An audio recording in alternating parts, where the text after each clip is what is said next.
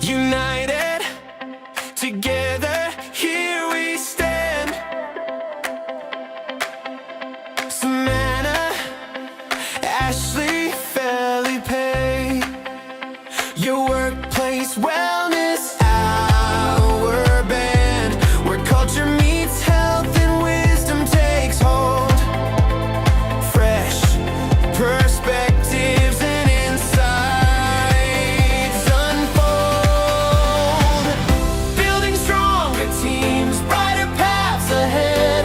A workplace where passion and purpose are fed. Join us, engage and elevate your game. Wellness that works puts growth in the frame.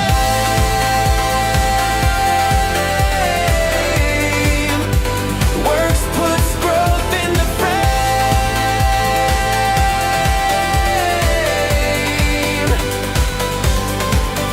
Mental clarity, physical strength, financial insight,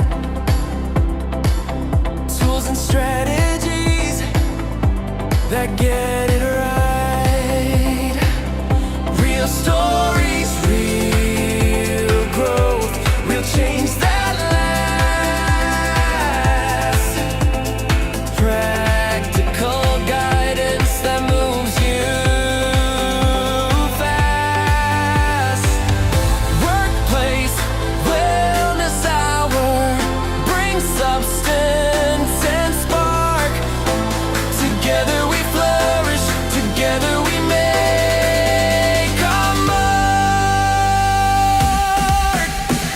Building stronger teams, brighter paths ahead. A workplace where passion and purpose are fed. Join us, engage and elevate your game. Wellness that works puts growth in the frame.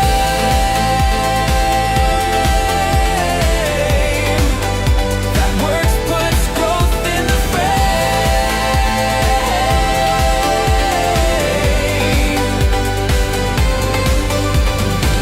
So mark your calendar, answer the call. Workplace wellness, practical magic for all.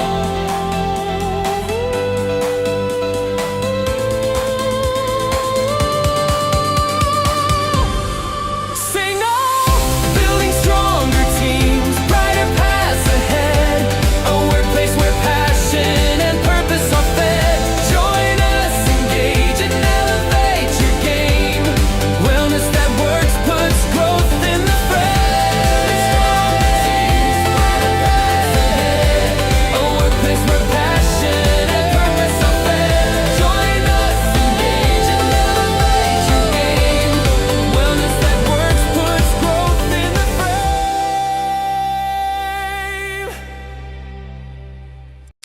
Well, hello, everyone. Welcome to the Workplace Wellness Hour.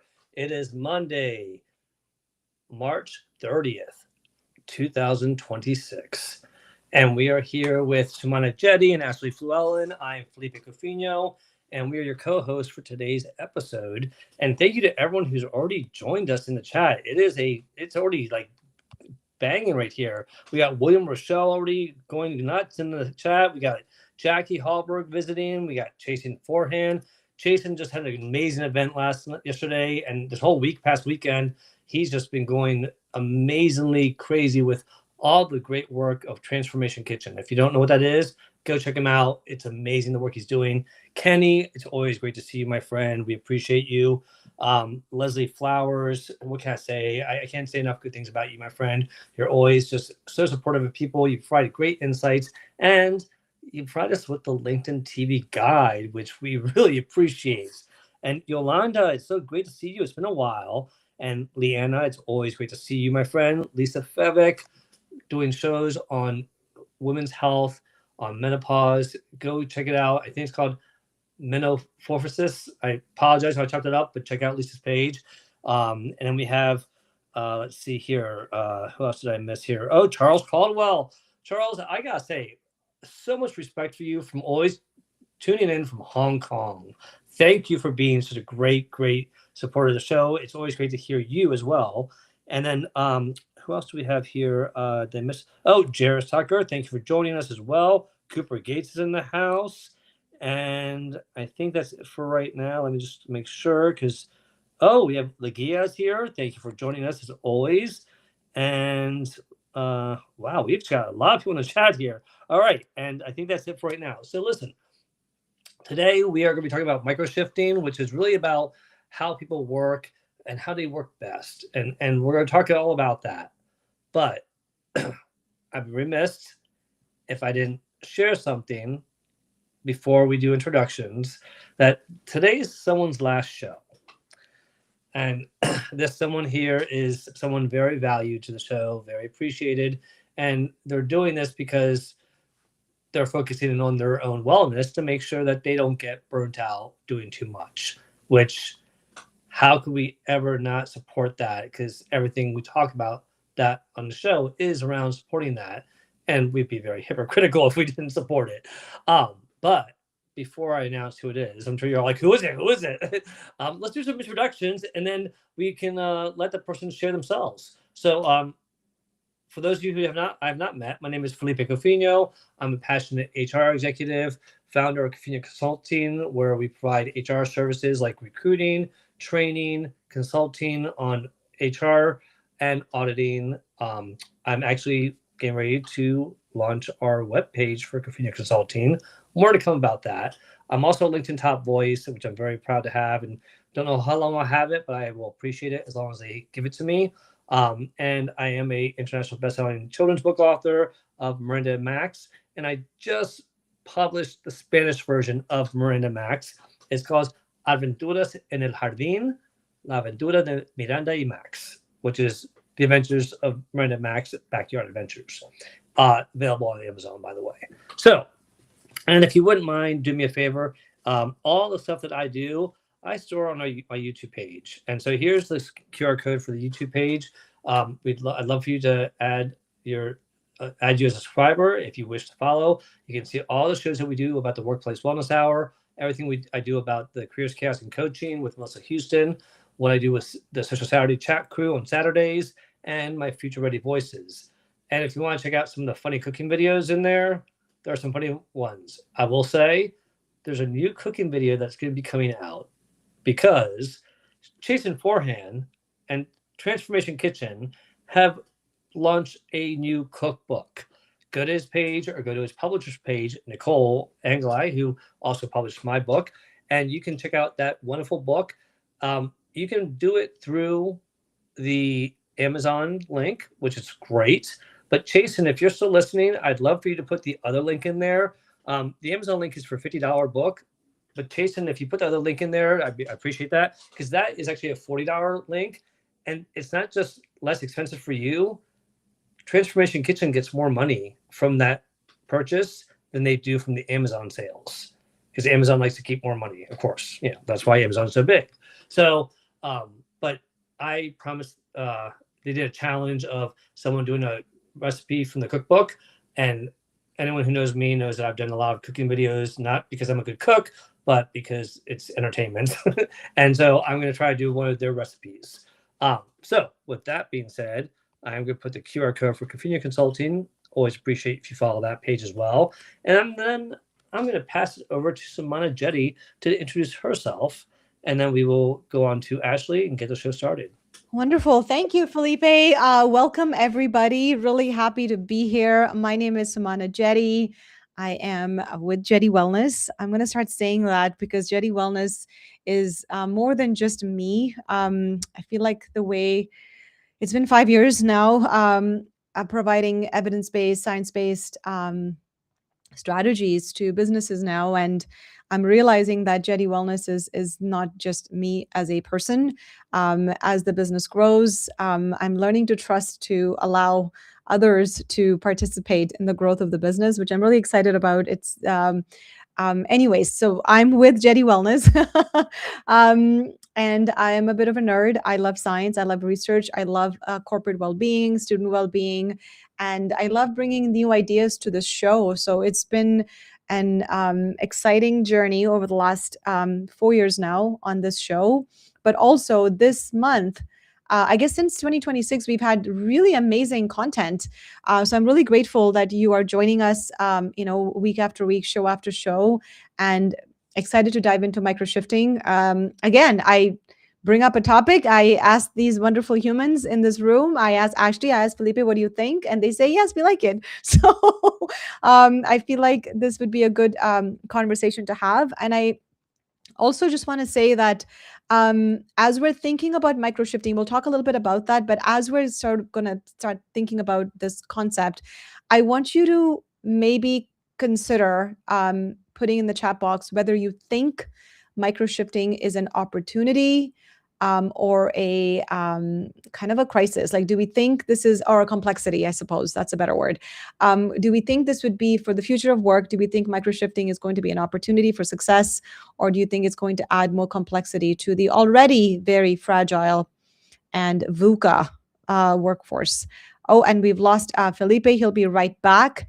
With that, I will pass it over to Ashley to introduce herself, and we'll get started.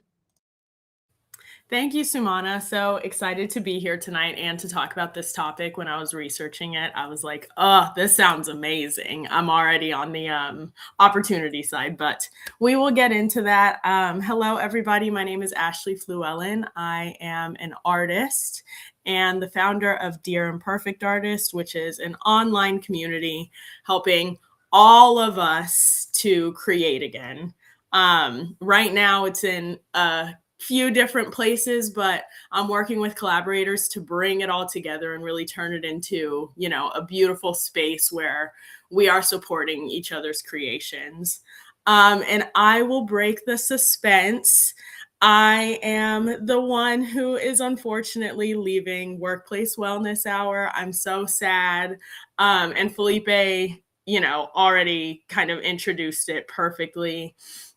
Between going into my career as an art teacher, building a brand, being closer to my mom, being here for my family, being in school, my schedule is just crazy.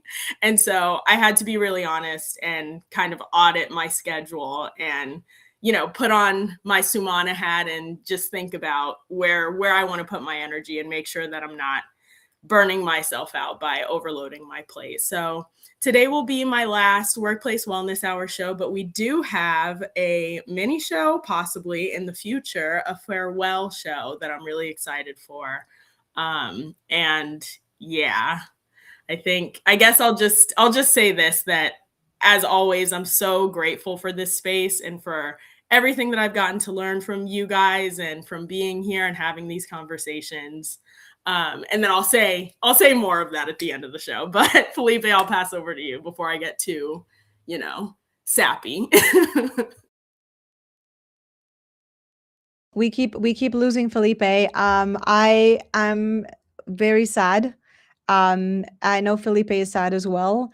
And but I told Ashley this when I read the message on LinkedIn. I said, I am so proud of you for putting yourself first, for doing that audit. We talk about strategic, creating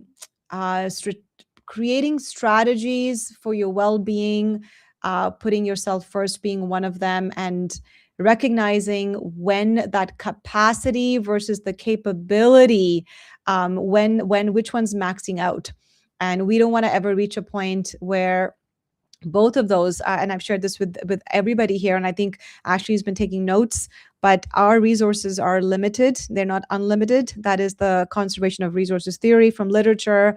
So recognizing when that resource dip is too much, and and we have too many demands and not enough resources, it's a good time to step back. So as much as I am so sad to have this being her last show, I am also so very, very proud of Ashley. I remember meeting her through Meredith Grundy. And when I first met on Zoom with Ashley, maybe I'll wait. Maybe I'll talk about this at the end of the show. But all I want to say is Ashley has the voice. Ashley is very creative.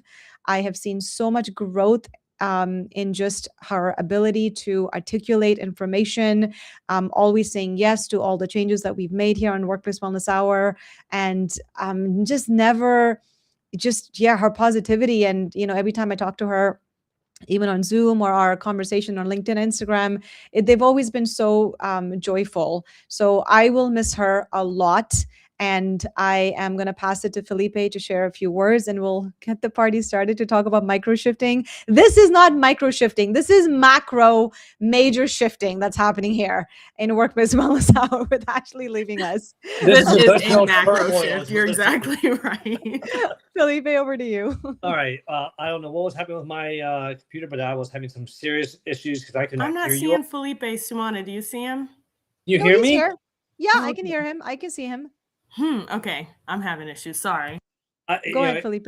I was having issues too. So, but, and I'm sorry that she's not going to hear this, so hopefully she hears it in the replay. But Ashley, it's been such a joy to work with you, and I'm going to miss you so much because you bring such a fresh breath of insight.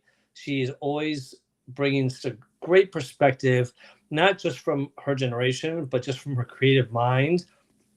And so, Ashley, if you can hear me, I was saying how much I appreciate your creative mind, not just and your perspective, and not just from a younger generation, but just from your intelligent mindset and how you look at things.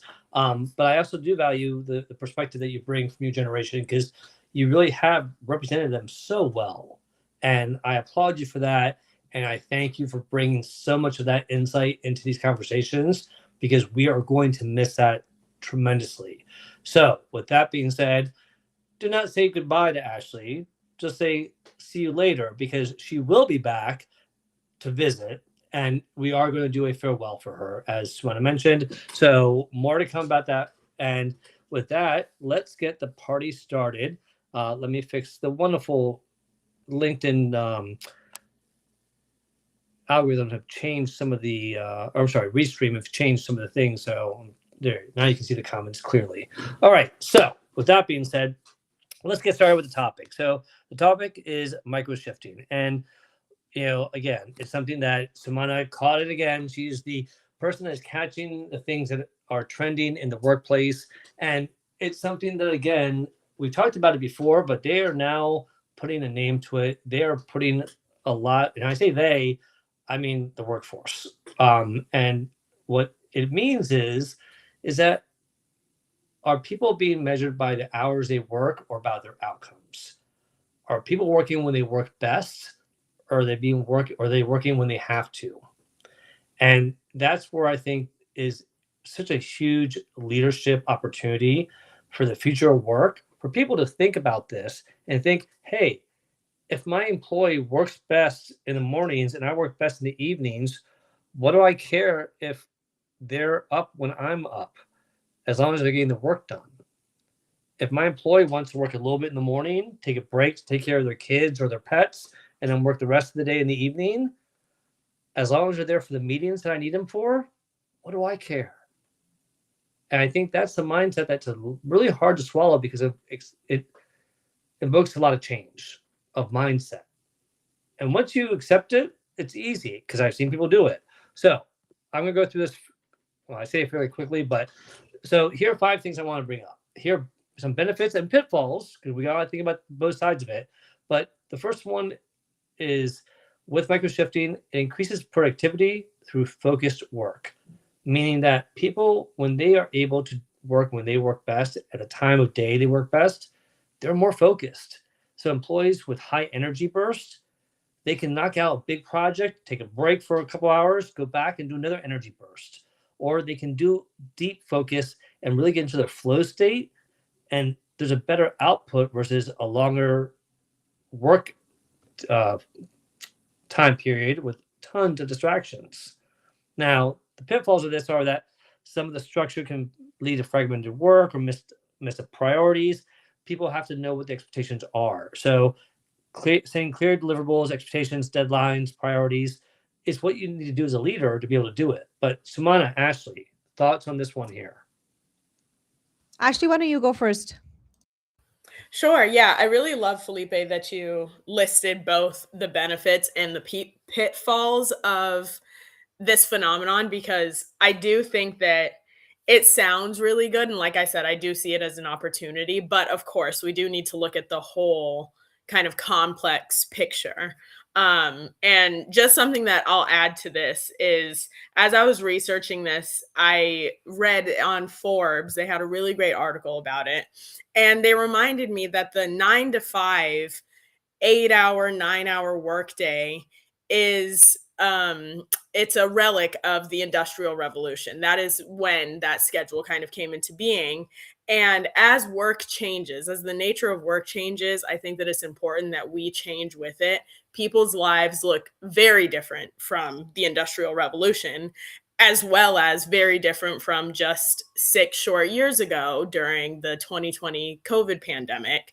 And so I do think that with this, we need to continue to evolve. And I feel like you really captured it well in this slide, that there is a huge opportunity for us to evolve with our energy and to be flexible, keeping in mind the lives that we have to live outside of it too. So I'll leave it there. Sumana, I'll pass over to you. Yeah, no, I think this is exactly one of the many things that we can talk about with this. And folks, as you're thinking about microshifting and how we can kind of create those blocks and give autonomy, lack of autonomy for people is one of the biggest drivers, along with workload, when it comes to burnout. So this, just in theory, if I think about it, I'm like, oh, this gives those blocks of work that we can do for our life, for those demands that we have, the priorities and resources that we need to manage, that are not tied to that 9 to 5 block. That immediately gives you autonomy, and through that autonomy, you can start to feel a little bit more productive. And I would love to hear in the comments what we think about this particular concept of productivity, also from the neurodiversity perspective, because some of us are really great morning people, me here, but I sometimes struggle in the afternoons, and then I get a little burst of my energy, after supper, and then I can continue working. But if I'm tied to my 9 to 5, then that afternoon, sink in energy can reduce our productivity. And then I'm just kind of a body. So are we just doing a performative, sit here and do the work type of a situation? Or are we allowing people to have a bit more productivity? And again, in the comments, I would love to hear from people, what is their productive hours? If you want to put that in, do you have an assessment? We have amazing Ashley here who's done her own audit and trying to figure out like what's working for me. Here's all my things that I need to work on. I would love for people to do that audit and know like, what are my peak productive hours? And is that in the morning, the middle of the afternoon, late at night, whatever that may look like. So that's about all I have to say, is that increase in productivity for me from just the theory of burnout is, yeah, it's going to give you a ton of autonomy, and that is going to help us not get sucked into that burnout cycle. So yeah, that's about all I have to say for this one. Let's keep going. All right. Well, and let me just say this. I think that obviously there's a caveat to all of this. You choose the job that you work for. You choose the industry, you choose the hours. You applied for that job. Don't try to change the industry hours to microshift. What I mean by that is, if you're a cashier, if you're a front desk agent, if you're working construction, microshifting is not really going to work for those kind of industries. And that's something that you have to accept with that, if that's the industry you want to work in, and that's okay. Our thought process is, for the industries that can, why not give them that flexibility? I'm in HR. I need to be in the office and engage with the employees. But do I need to do it 5 days a week? Could I be as effective 3 days a week? So those are the things I want you to think about, because if you have a job like that, some jobs require it. And that's what I want you to realize, is that there's a balance. All right. The second point here is the second benefit of micro shifting is improved employee well-being and reduced burnout. We talk about burnout all the time. When people are able to rest when they need to rest. You just heard Sumana say she works best in the morning, then she needs a little bit of a break, and then she gets another burst. If we get to work and we get that burst of energy, oh my gosh, it's like thank the Lord, I get to do work when I have the energy to do it. If only now a way to relate to that, anyone who's has a parent has had a baby and you wish the freaking baby would sleep when you slept, good luck. It's not going to happen. But in this case here, you have control if you can. And that's where leaders can give you that benefit to help reduce burnout. It builds break-ins. So built-in break-ins allow employees to rest mentally and reduce fatigue. But here's the pitfall, though. It blurs the boundaries that can lead to working all day in places and no real downtime. I'll be honest. I love micro shifting with work, but guess what? I was up until 2 a.m. last night working on my new website. Was that really needed? Could have waited until I was a little bit more awake and alert. Probably. So there is that blurred boundaries where when you have 9 to 5, you can shut off the computer at 5 o'clock, you close the door and you walk away. When you have this micro shifting, you've got to set clear boundaries. So make sure you have that. Sumana, Ashley, thoughts? Or Ashley, you first. Sorry. Sounds good. Yeah, I mean, I totally could see this being the case. I'm just thinking about oh man, I'm sorry. I right when you called me, I closed my notes. So let me get them back really quickly. Okay, yes. I'm just thinking about, as Felipe mentioned, parents, and I'm in schools now. And I feel like I actually had a conversation with a parent about this a couple of years ago.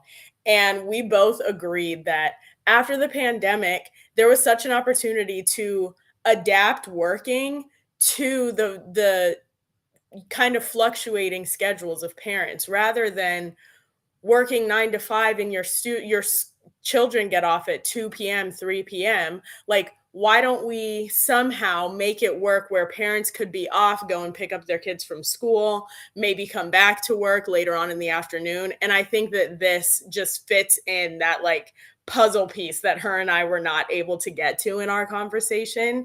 And I could totally see how that would lead to greater well-being, reduce burnout, because the truth is that people have lives. Like we are juggling, passion projects, our work, our families, all of these priorities. And rather than, constantly having to juggle and leading to burnout, I just think that it makes more sense to adapt to all of the differences in humanity and create schedules that work for all of us. I'll stop there. Sumana, what do you think? Yeah, no, I'm loving this conversation, and I'm loving the chat where people are saying their different peak performance time. Christy, you said 12 p.m. to 8 p.m. Someone said, Srinath already. Oh, your name's kind of like my name. You said it's 4 a.m. to 6 a.m. So you all have a different peak performance time. So I'm going to throw some science in here for you because I wanted to do that for myself as I was reading about this particular topic. Now, when we talk about micro shifting, and I love that this deck here about employee well-being and burnout, I want you to remember that, it was in my post actually earlier this week, micro shifting is not the same as flow state, which is strongly associated with peak performance. So flow state is very different. These are the conditions that we need to be able to get that right energy so that we can get into that peak performance. But micro shifting is basically the strategy, right? This is just a strategy that we're saying, if I have micro shifting, I can then go into flow state, which will then allow me to go into peak performance. So there's a link. Think of it as almost like like 3 steps to how we want to approach peak performance. One is more strategy, one is the condition, and one is the outcome of that condition. So flow state is very different. So some of us are saying, yes, my peak performance is at a specific time. And I love that we know that about ourselves. But this topic of how this will improve employee well-being is to allow workplaces to realize that through this strategy of allowing micro shifting, we can get that outcome-based metric versus the performance-based metric, which is what the 9 to 5ers are expected to do. Come to work, stay here for 9 to 5. You're performing, even if you're bored. What I'm saying is that why don't we look at it as more of an outcome based and say, if I could do my job in 6 hours, why do I have to be here for 8 hours?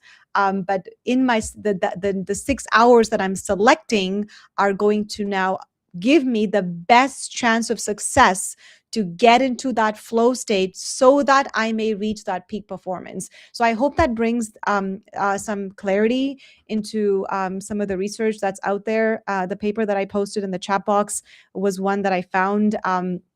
There's not a lot of scientific literature except for the one that I just shared on this particular topic, but it kind of makes sense if we think about it as a precursor to flow. I'll stop there and pass it back to Felipe. No, I love that you mentioned that because I think that was a really good distinction with flow state, and that's important. I do have some stats that I'm going to quiz you on later, so we'll do a little poll after we finish these 5 here. All right. Our next one here. Let's talk greater flexibility equals stronger retention. You want to retain employees. Look, the retention of employees nowadays, the average retention is 2 years. When it used to be 10 to 15 years for our parents. And now I'm not saying that people need to stay in their job 10 to 15 years, but if people want to keep their employees longer than 1 or 2 years, they got to think about the perks, the benefits. And one of them is greater flexibility. So giving them a better manage of family, health, life, it can be very, what do you call it? It can be very evolving, and not evolving. What's the word I'm thinking of? And basically, depending on the person's time of life, they have different needs. So as we mentioned, as a parent of a young child, you're going to have more needs. Once you're in school, you have more flexibility to work during the day, but you might want to be freer during the afternoon. When they're grown up, you don't need that flexibility. Or before you have kids, you don't need that flexibility. So it's about giving it and being agile enough in the workplace. You want your staff to be agile when they work in your organization. Be agile with their schedule so they can work best. Now, the pitfalls is the perception of inequity. Oh, well, just because they're parents, they get to have some special treatment. No, it's because it's appropriate for their needs. If you have needs as well as a single person, microshifting can work for you too. You may not want it. You may want to be able to get, hey, I want to work my hours, get it straight 9 to 5 and get out of here. That's okay. But microshifting can also be, hey, I work better in the morning. Can I start at 6 a.m. and leave at 2:30? Sure, that works for us if that works for you. So it doesn't have to always be breaking it up. It might be just when you start. So be transparent about the role, obviously, and how much flexibility you can have. And if you can be flexible about start times, leave times, and stuff like that, why not? Ashley, thoughts? I also have some statistics to go here. Owl Labs found that employees would sacrifice 9% of their salaries for flexible working hours and 8% of their salaries for a 4-day work week. And I'm just going to quote what they said here because I think that it's so powerful and explains it so well. But they say, flexibility has become as valuable as compensation, and for good reason. And I think that this ties in perfectly with greater flexibility equaling stronger retention. The fact that workers would literally give up their compensation, not give up, but I guess like trade or compromise their monetary compensation for, more time spent, I think is really important. And offering or being in workplaces that could offer that greater flexibility. And I think, Felipe, this kind of balance between certain roles might have that flexibility, but if not, there should absolutely be alternatives offered where possible. Maybe that means, more ability to work hybrid or whatever the case is. I don't know.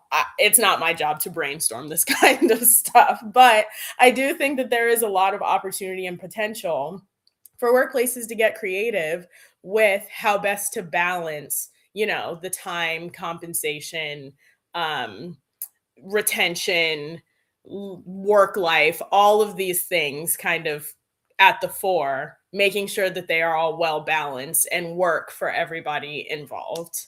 Sumana, what do you think?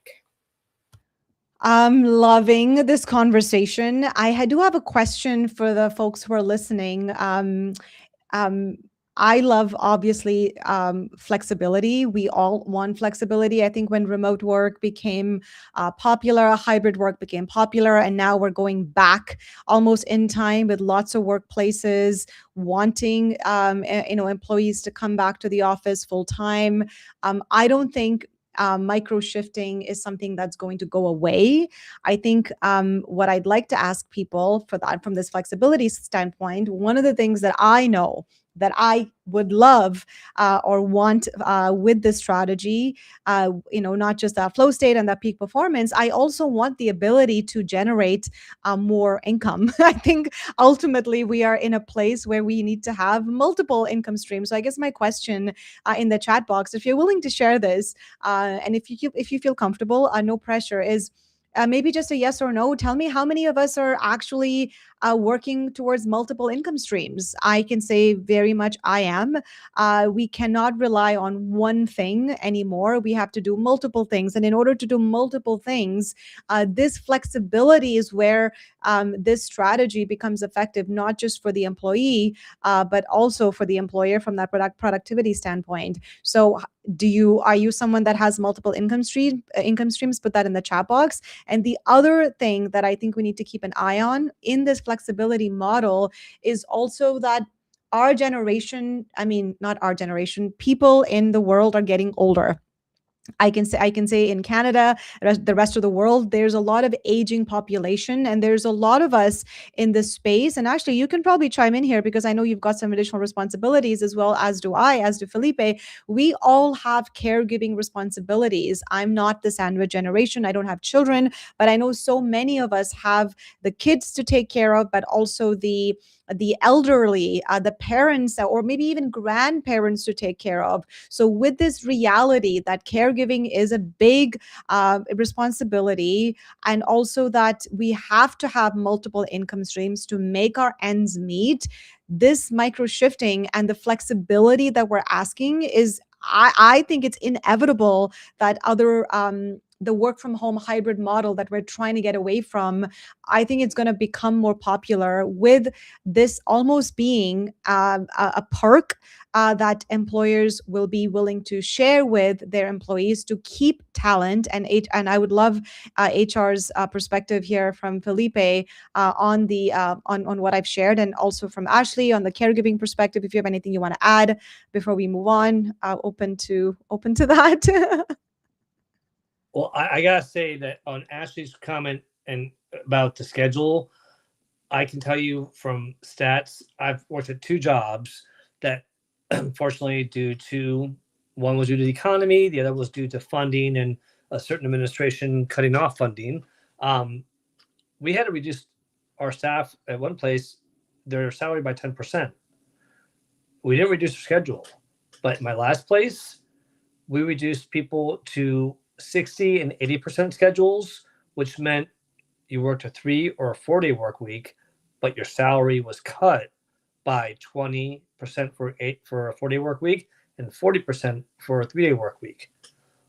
What was surprising was after a couple months, we had close to 50% of the staff said they might be okay with keeping the 4-day work week, not the 3-day work week, but that 20% cut. They found that having that every Friday off or Monday off was extremely valuable to their personal life and their wellness. So I'm glad you brought that up. The other thing I'll say about caregiving is, yeah, it's challenging. I saw you on mic, Ashley. You wanted to share about caregiving? Yeah, I just wanted to kind of bring forward, and my friends and I talk about this all the time, just that, parents, how do I say this? Our parents are older. Our parents had children later in life than past generations. And so because of that, at younger and younger ages, we are kind of having to step into this caregiving role that generations before us might not have even had to think about until much later in life. Um, thankfully for me, my mom is very independent, but just being close to her and making sure that I have that time for her. And if there's anything that she needs, like being able to have a flexible work schedule. For me, it's teaching, which is nice. I'll get summers off. I will be off of work at 2 p.m. every day. Um, it's just valuable. Like it's important family time. And then of course I have friends and peers who have to step into more of an active, I guess to say, caregiving role where they do have to be available to their parents um, at the drop of a hat, like if something were to happen. And so, yeah, I do think that, like I said, there's just so much potential for getting to kind of shift around the bursts of time that you're working. And Felipe brought this up at the top, and I just want to repeat it. But like, of course, we want to make sure that our work is getting done, that our outcomes are being fulfilled. And so long as that is happening, I'm kind of in the camp of why does it matter like what exact hours you're working? Felipe, I'll pass back to you. Exactly. And I love what Janice just said. Janice just said right here that her clients like working partially remote and partially in office. Everyone has their own. And what does that partially mean? Partially to you might be 2 days at remote, might be 3 days remote, might be 4 days remote. But at the end of the day, it's about being flexible and realizing that it might work for you better as an organization and as an individual. All right. Let someone know if you got multiple streams. I know I do.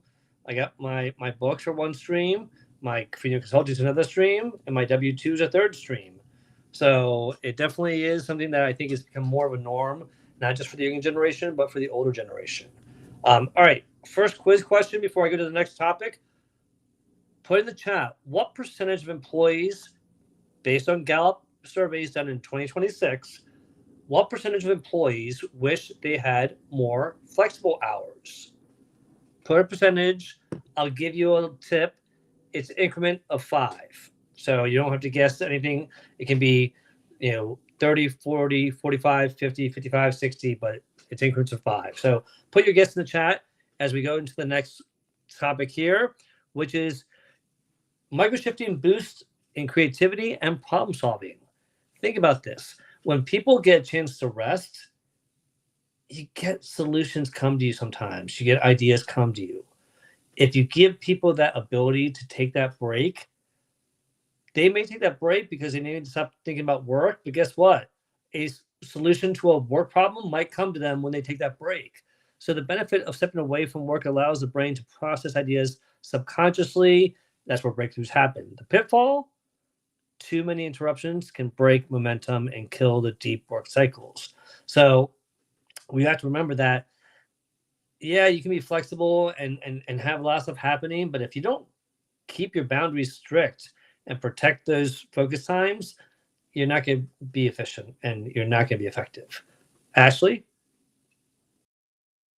I love talking about a boost in creativity and problem solving. This is like my wheelhouse. I figured you would.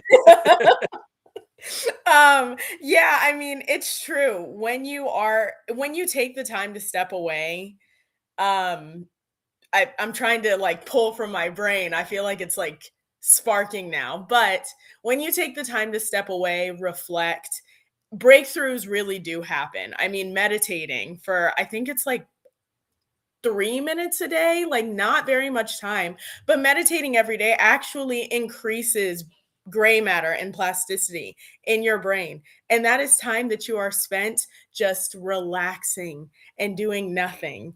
And so I completely am like, yes, yes, yes, taking time away, taking time to, move your attention from a problem and then coming back to it with a fresh set of eyes, that will almost always lead to more clarity with what you were working on. So I love this slide. This is my favorite one. Thank you for asking. Before we go to Sumana, I just want to give people the answer real quick.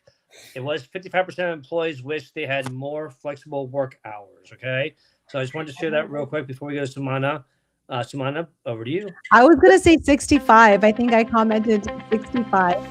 Oh, what am I hearing? Oops, sorry, my bad. Wait. Together, here we stand.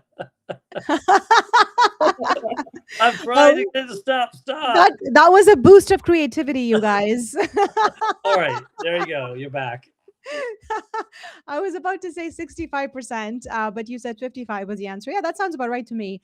Love that last comment. I want the managers and the leaders in this team.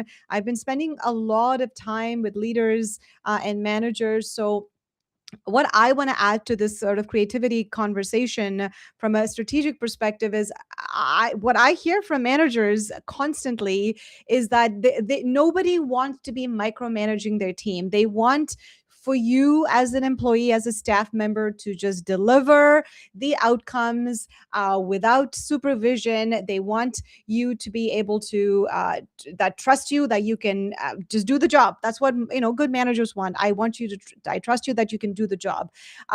So if that's the perspective that they're coming from, then absolutely, if we can give a boost of microshifting for them to get that ownership back, I think this is a win-win.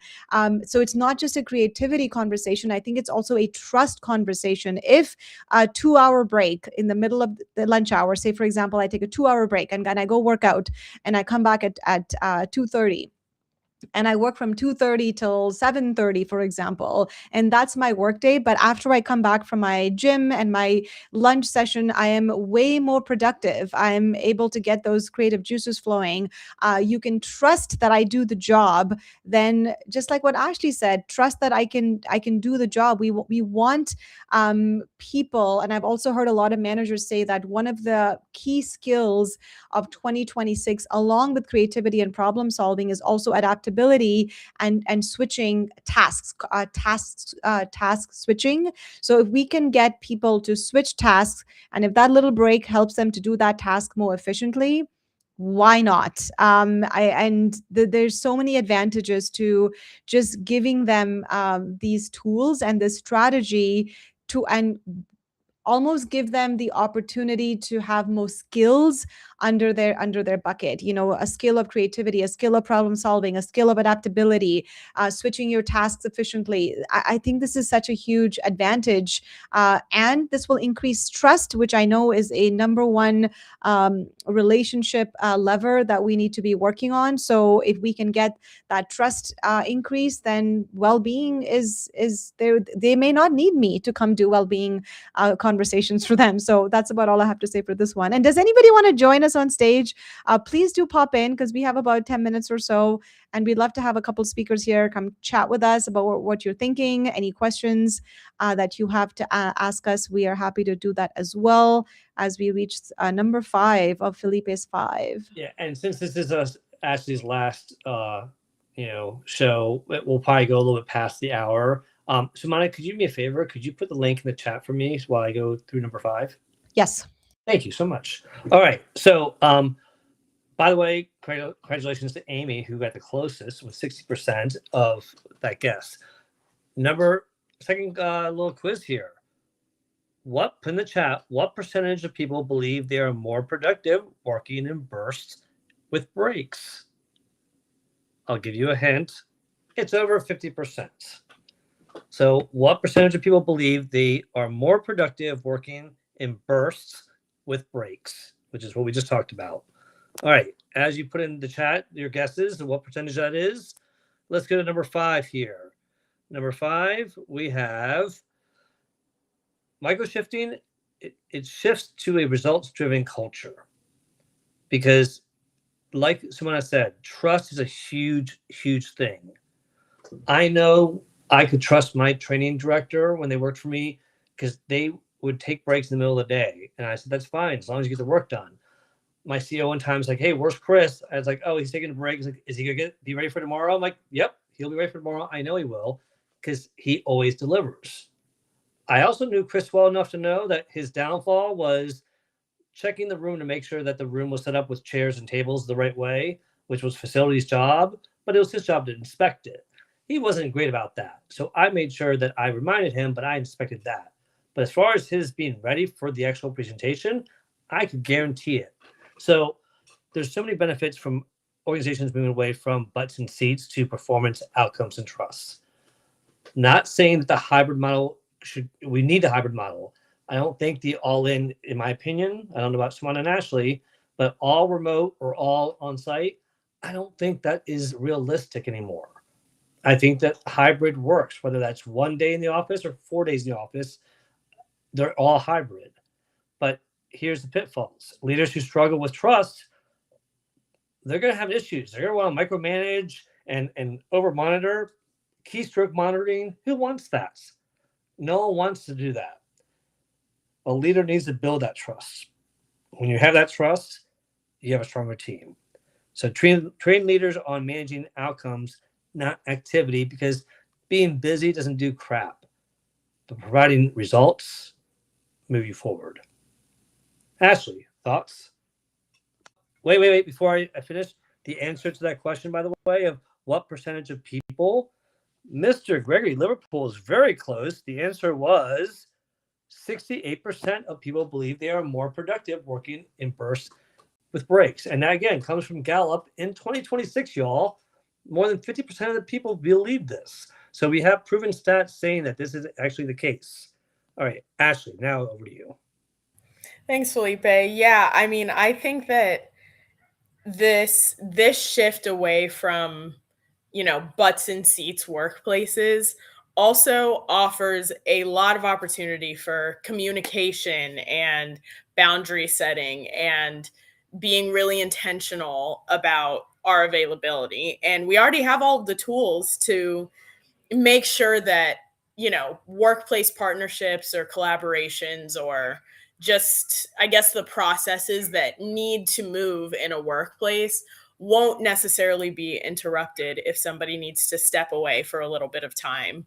And so I love this. I love thinking about this as a results-driven culture rather than micromanaging or having so much focus and value on just the amount of time spent. I think that this is a more kind of effective way of looking at our work. Sumana, what do you think? 100%. And I will just take it back one more step again for the leaders who are listening.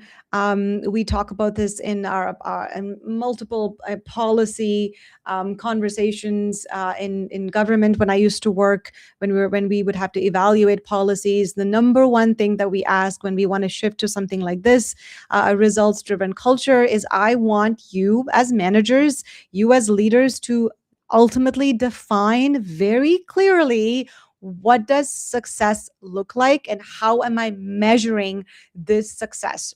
This is the data-driven part of my life. I want you to be very, very specific for this to work. There's lots of benefits, obviously, for this to work. There's got to be very specific deliverables, deadlines. What is the quality of the work I'm expecting? What is the feedback that I'm hoping to give you within a certain timeline? Communication becomes a very important pillar. So you have to clearly define before we even do the results. Let's go one step back and define the success of that result. Ask your self that question, and then give your team, what does good look like for me? What are you delivering? If Felipe said to me, Felipe is my boss, he says, "Man, I want you to deliver this one-page strategy report by Wednesday night." That's the expectation, and I know that he's looking for certain elements in that report. I will deliver it by that time. And if there is an opportunity to do a one edit draft between now and Wednesday, and he's indicated that to me, I know what I'm working towards. When ambiguity kicks in, when there's uncertainty in this, we talked about this over the last couple of sessions in the VUCA spaces. When ambiguity kicks in, when there's uncertainty, when there's complexity, this type of what is success look like? How am I measuring success? That goes out the window. The other really cool strategy for measuring success is, I know I work like this. I work in quarters, say Q1, Q2, Q3, Q4. A lot of burnout happens in Q2. It's very common. A lot of burnout happens in Q4. In September, that's quite common. But for something like this to work, I think we should even make it tighter. Let's do kind of mini micro sprints, quick deliverables. Let's do weekly check-ins. Let's do a project that can be finished in a short amount of time. That progress over perfection, right? If I'm going to the gym, I'm not lifting 120 pounds on my first day. I'm working towards that, but every win is a win. So for this to work, I think what does success look like needs to be very clear, and creating some kind of a micro sprint deliverable strategy. And this is some of the PMI folks in the team. If you're listening, if there's any project management kind of techniques you want to share, even on stage, I would love to listen. But that's kind of where my mind was going in this data-driven, result-driven culture. So again, there is the link in the chat box. If you want to join us live, we'd love to have a couple of folks pop up here and chat with us as we wrap up this amazing conversation on microshifting. Well, we have Gregory in the green room. Before we Gregory, I just say, as everyone talks about this and all the leaders that are struggling with trust, the key is accountability, y'all. Don't overthink it. Accountability is not a 4-letter word. Accountability is how you keep things fair. And if somebody is taking advantage of that trust, you don't take the benefit away from the entire team. You hold that one individual accountable. And what that does is it sends a message to the individual, but more importantly, it sends a message to all the other people that says, hey, don't abuse this privilege because you could lose it. So with that being said, final thought, microshifting is not about working less. Let's make that really clear. It's not about working less. It's about working smarter, healthier, and with more intention. The question is, are leaders ready to lead this way? If you want to be a leader in the future of work, you better start thinking about it, because otherwise you might end up being a dinosaur. All right. With that being said, let's bring on two of our friendly frequent visitors. And I'm going to hand the microphone to Miss Ashley here, since this is her final show. I'm going to start crying. But Ashley, would you do me the favor? Oh, wait, let me see if I can do this. I think we should just get Ashley to do all of them. Yeah, Ashley. Yes. So please take the mic over and introduce Gregory and Marcia. And the mic is yours, my friend. Sure, sounds good. Thanks, y'all. Gregory, the mic is yours. I can't wait to hear what you have to say.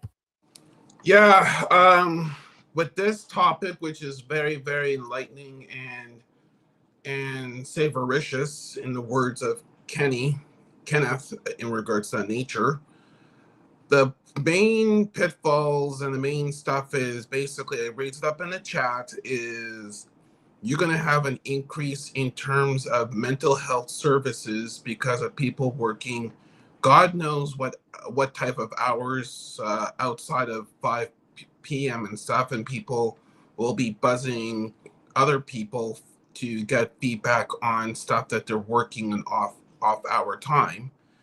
And another thing is, I will say, is good thing that you raised the trust issue, because I will say that with people who are very, very neurotypical, and I thank Sumana for raising the neurodiversity aspect, is that we tend to have a lack of trust in regards to both ways, with management and people trusting us because of the fear factor of the person going to mess up the type of mess up the situation for people to enjoy.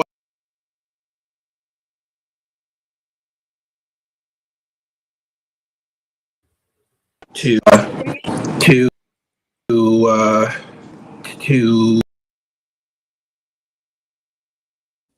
Is it just me, or are we losing Greg? Yeah, I'm losing him too.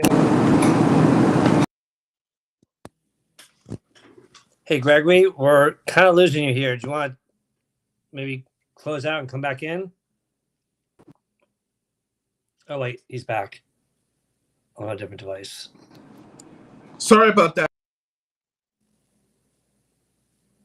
Sorry about that. All right, go ahead, Gregory. Sorry about that. Sorry about that. That was my watch alarm, basically. No emails.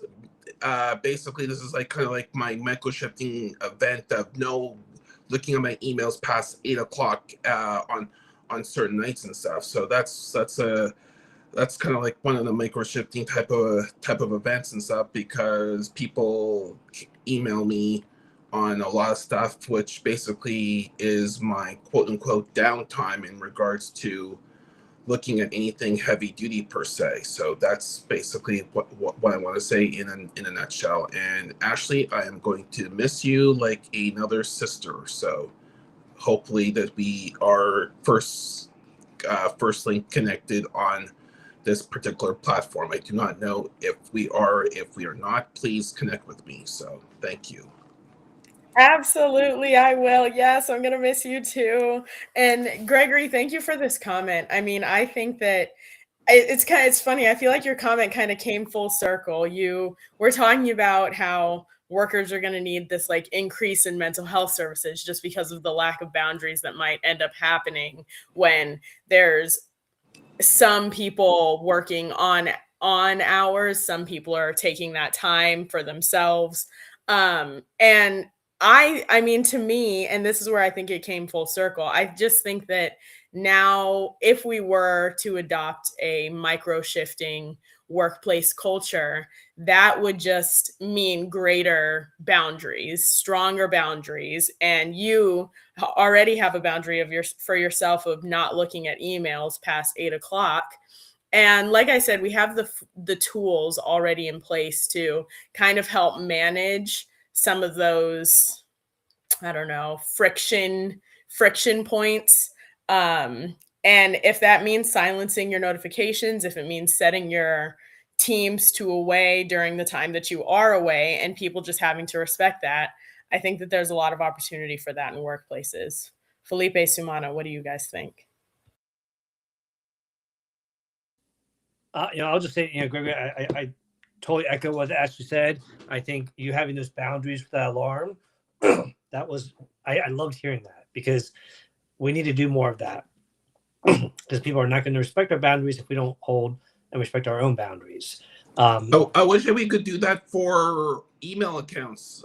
For example, here in Canada, and we'll test to it, .shaw@shaw.ca accounts, or .hotmail accounts, or .gmail accounts per se. Well, that's a whole leadership issue, I think, because I know that one of the great things, there are some companies that do great about, hey, don't email after hours. But I had one leader that said, look, I like to microshift. I like to work in the evenings. So he put a tagline at the end of every email. I'm emailing this when it's best for me. Respond when it's the best time for you. And he made sure that he's verbally said that, as well as put it in his emails, because he wanted people to know, don't feel like you are obligated to respond immediately. So I think those boundaries are so important. And thank you for sharing. Sumana? Yes, I was just typing the same exact comment. Thank you, Gregory. Yeah, I think my comment here on the screen, that kind of is what I was going to say. We don't want to burn out. This can't be another precursor to burnout. So I think what we need to figure out is some strategies on sending those emails, using our signature lines, being mindful from the leadership side. What are those collaboration hours? And just trying to ensure that our 8 p.m. emails are not arriving in someone's inbox that is a 6 a.m. person. So use your signature lines and just be mindful of what that is. And yeah, that's about all I have to say for this one. I'll pass it back to Ashley. Oh, wait, before Ashley introduces Marcia, so I have a really curious question. Is my new nickname Phlox? Oh, no. Why? Did I say folks? Oh, that's folks. Oh, that's folks. I don't know if you were like saying my name or what else. I was like, No, sorry. I just typed folks like that. Folks, hi, folks. okay, I'll just start. I just want to clarify, Ashley. Back to you. Thank you. And Greg, I forgot to say, I will definitely add you on LinkedIn. And thank you for your comment. Marcia, the mic is yours. What do you have to say?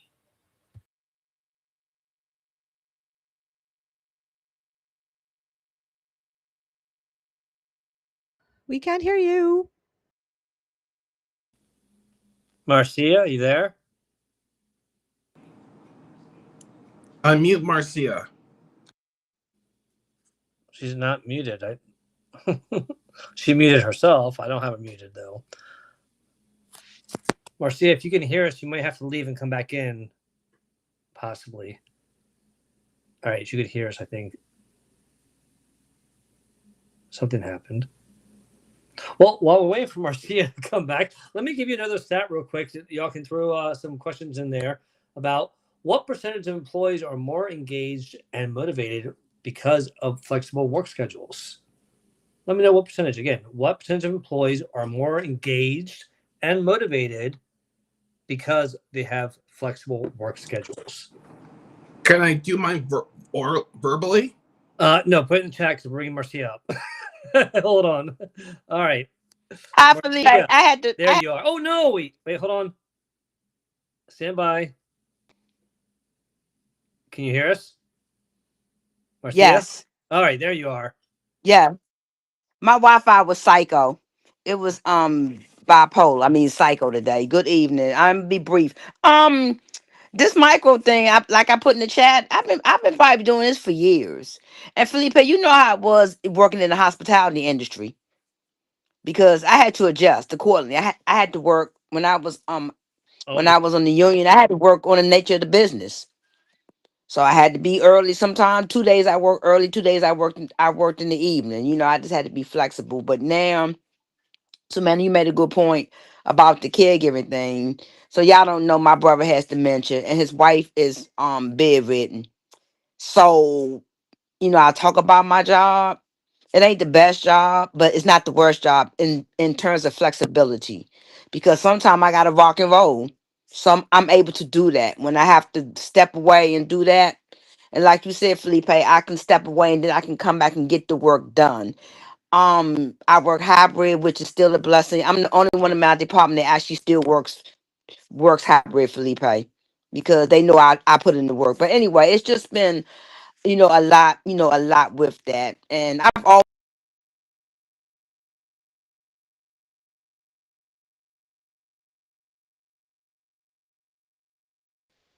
had the Did we lose S to the Marcia or was that hustles. me? That's it. There you are.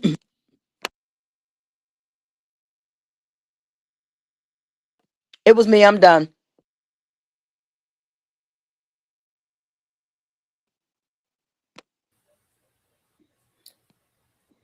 All right. Is everybody here? Ashley, are you here? Did we lose everybody? What's happening? I'm still here. I'm Ashley? here. I'm here. Okay. Sorry All about right. that. Let's do the poll. And Marcia, we heard a bit of it. Ashley, any Yeah. final thoughts from you? I know we're over time. Yeah, for sure. Yeah, I heard a bit of what you said, Marcia, and I just wanted to say that I'm glad that your current position offers you the flexibility to be able to care for your brother and his wife. And like you said, I mean, as long as the work is getting done, then no harm, no foul. That's what I think. Felipe, Sumana, what do you guys think? Marcia, I think the world of you. My heart goes out to you. Taking care of your brother and sister-in-law, it takes a lot. Please make sure you're taking care of yourself. I know you do, but I just want to give you that friendly reminder to keep on making sure you take care of yourself so that you can be there for them. And I echo what Ashley said. It may not be the best workplace, but they allow you the flexibility to be able to take care of those you love. And that's pretty valuable, I gotta say. Before I hand it over to Sumana, I just want to let everyone know that the answer to the quiz is 64%, if it pops up here. And the closest person was Yolanda. So, yeah, 64% of employees actually said that they are more engaged, and they were actually proven through engagement surveys with Gallup. So, all right, back to you, Sumana. I have nothing else to add. I'll just say what I said in the beginning. This is a nice closing of the loop. Conserve your resources. Know what you can give. Know the difference between capacity and capability. Felipe, you came to our workshop on the 26th. Along with a few other people who are in this room, where we provided that distinction before we spoke to you about feedback. So just know what that means. Know capacity and capability are different things, and conserve your resources, because taking care of parents and caregiving responsibilities is very challenging. Especially for the sandwich generation that has both elements, the top and the bottom, children and elderly to take care of. Now, with that, Ashley, this is your last show. Any final thoughts you have to share with us? How are we feeling? I know you wanted to share a couple things. Yes, I mean, I'm certainly feeling sad. I love this community. And like I always say, I just love getting to learn from everybody, to learn from you guys, and to have these conversations with you. I told Felipe and Sumana this when I told them that I would have to depart. But I just want to say that being on the show has increased my confidence in speaking so much. And I just owe that to both of you for allowing me to be in these conversations and just, just riff about these important topics. So thank you guys so much for doing this with me and letting me be here with you. Thank you for spending your time with us and just sharing again your amazing, wonderful insights and perspectives, and watching you grow as an individual. I mean, we've all grown, but watching you grow, it's been such a wonderful privilege to see you just like, I can't think of another word than blossom. I hate the word blossom right now. I don't know why I can't think of, but you shine. You're shining so bright. And why I want you, you already know that you've grown, but do me a favor. Go back to our first show and listen to Oh, yourself. gosh. Go back to the first show, listen to yourself there, and then listen to this show. You have become such an amazingly eloquent speaker that has confidence, creativity, and concern that just oozes out of you. And I'm proud to know you and call you a friend. And I can't wait to celebrate you. And I can't wait to just have you come back and visit once in a while. And we are still going to meet in person one day. That's still happening. I have no problem going to Vegas, Mana. As soon as you folks figure out what's going on in that country and the Canadians are allowed, I'm happy to come. Oh shit! I don't know when that's gonna happen. So true. Oh, we got 2 more years Listen. left. Listen, while you guys were speaking, I had to go look at the DMs Ashley and I have shared on LinkedIn. And my first DM to Ashley was on May 12th, 2023. And I said, "Hi, Ashley. Meredith shared some wonderful things about you. Here's my calendar. I'd love to see how I can help you." That was in May 2023. And I think that fall was when you joined. You joined our community here in Workplace Wellness Hours. So from 2023 to 2026.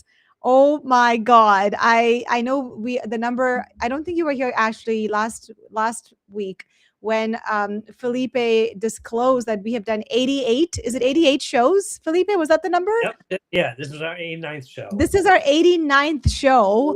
Wow. I know. I wish you stayed until 100, but that's okay. 89th show. Come back for the 100th show. How about that? Come We'll do back that for the 100th show. I would love to. Yes, Come absolutely. Come back to the 100th show. I'm so pleased to have met you, and I'm so pleased that Meredith introduced you to me, and that you've been part of this. This is a very short, small community, and Felipe and I will have to talk after the show to figure out who the third person is going to be to join us. I know Felipe and I can handle this, but we love having another person as our co-host. It's going to be hard to replace Ashley's creativity and the joy and just her demeanor. I just love learning from her. And yes, you should go back and listen to that first show. And yes, you can speak. And yes, you have a lot to say. And I am just so happy that you have been part of our show for over 2 years, and it's been such an amazing journey. I can't wait to have you back, and I wish you so much luck and best wishes, and we will continue to support you on LinkedIn no matter what. That's it for Thank me. you guys. I'm definitely going to go back and listen to that first show. I'm like, I got nervous when you said it, but I'm curious now. And I do just want to say that this is not a goodbye. This is just a see you later. I'm going to be here as an audience member, continuing to learn from you. And you will see me all over these interwebs once I, get more consistent with it. But this is not goodbye. This is just a see you later. I love that. That's one of the great things about in the Spanish language. We say hasta luego, which means see you later. It doesn't mean goodbye. And But I hold on. I just have to say, Felipe, you're not allowed to leave. Okay, don't you worry, and I I'm are not going stuck. anywhere. I'm not going anywhere, and neither are you. You're not allowed to leave either. And by no means is Ashley being replaced because she is not replaceable. Whoever comes in to fill her shoes has got big shoes to fill, but we are excited to have someone come in and join this team. So, with that being said, Ashley, I look forward to celebrating you, like I said before.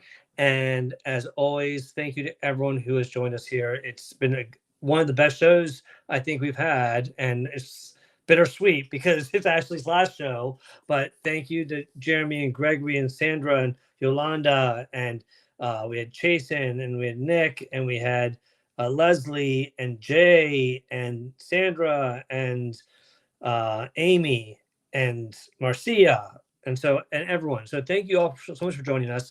We will be back in 2 weeks for sure. Ashley, one last thing I wanted to tell you. I don't think I ever shared this with you directly. I talked about this with other people, but I don't know if you ever realized, but I talked about my Miranda and Max book. I talked about the Spanish version of Miranda and Max that's published. In case y'all want to buy it, there's a QR code, by the way. But you were actually a big inspiration to me to get my butt moving with the illustrations. When you're talking about your painting and your creativity and the joy it brought you, it was a big part of the inspiration that got me to start doing it again. So I wanted to thank you for that because I don't think I ever told you that directly. So I really appreciate you because you inspire people when you don't even realize it. Oh my goodness, that makes my heart sing. Thank you for telling me that. I didn't know that. It's That's true. amazing. And I'm glad I remembered it because I always tell other people, like, oh my God, Ashley, if you met her, when you talk to her, her energy just is contagious and you just want to get creative with what you're working on. And it's true. So, all right. Well, before we get this love fest starts crying, let's say so long until in 2 weeks when Simone and I will be back. And Ashley, we will announce when we do Ashley's farewell, so you all can join us for that. So please make sure you stay in touch with us. And Sumana, where can people? Yes. Any last thoughts or anything you have coming up? No, I'm okay. I'm sad, but I'm happy, and we will be back in 2 weeks, folks. Every other Monday night, Workplace Wellness Hour continues from September till June, season 4. And yes, we are going to figure out a way to do this in person in season 5. And yes, we're going to do our 100th show. And yes, we're going to get together with Ashley and Felipe. This is all going to happen. I have nothing else to say. Ashley, it is just such a delight. I'm so happy. I'm just happy, and I'm also sad, but also see you later. And Ashley, where can people find you now that you're not going to be on the show? Obviously, LinkedIn, but where else are you going to be? Yes, I am on YouTube. Follow Dear Imperfect Artist YouTube channel. I've been making shorts on there, and my collaborators and I, you guys are the first to know, we decided on a release date of August for our official Dear Imperfect Artist interview show. We're calling the event Dear Imperfect August. So you can find me on YouTube. Thank you. All right, well, put your YouTube handle in the chat so everyone can get it. And obviously, I will. I already did it. Oh, perfect. Look, you're so good. You're so damn good. Well, thank you, Simona. And our farewell to Ashley, by the way, will be live video, so you will be able to see her, more importantly, her than us, but you'll be able to see everyone on live video. So stay tuned for that. And with that being said, as far as what I have coming up, I have Social Saturday Chat every Saturday at 12 noon. And then I'll have Careers Cast and Coaching this Sunday. Is actually not going to happen because we are going to observe the Easter holiday and take that week off. But we'll be back 2 weeks after that. And then, of course, I'll be back in 2 weeks with Sumana, as I mentioned earlier. And with that being said, as always, please remember to take care of yourself. Be confident in what you know because you have a lot of experience. Be curious in what you don't know and learn it. Be grateful for what you have because you got more than others. Be compassionate to yourself and be tenacious as hell because you got this. Have a great week, everyone. Good night. See you in 2 weeks. Bye. you Bye, later, Ashley. See you everybody. later. Bye. Adios.